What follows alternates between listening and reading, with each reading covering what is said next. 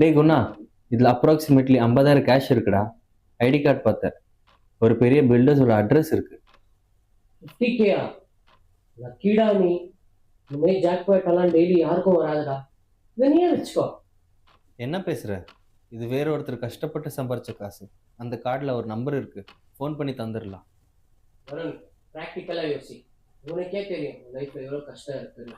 Last month ஒரு rent கட்டலன்னு சொல்லு, ஞாபகம் இருக்கா? இந்த பில்டருக்கு 50,000ன்றது அவனோட ஒரு கார் டயர் செலவுடா. இது உனக்கு லைஃப் சேஞ்சிங்டா. அதுக்காக திருடவ முடியும்? இது ஏன் திருட்டு நினைக்கிறேன்? கடவுள் கொடுத்த கிஃப்டா நினை. அவன் தொலைச்சான், நீ எடுத்த. சிம்பிள். நீ இதை திருப்பி கொடுத்ததுனால அவனுக்கு பத்மஸ்ரீ தருவது ஜஸ்ட் ஒரு தேங்க்ஸ் சொல்லிட்டு போக போறான். கடனுக்காக நீ தான் திரும்ப போகணும். மனசாட்சின்னு ஒன்று இருக்குல்லடா. மனசாட்சியெல்லாம் பசி வராதவங்க தான் நல்லா பேசும்.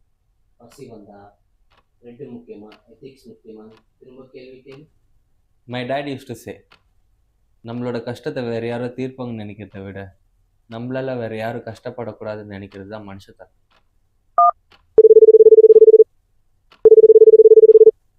ஹலோ சார், உங்கள் வேலெட் என்கிட்ட தான் இருக்குது.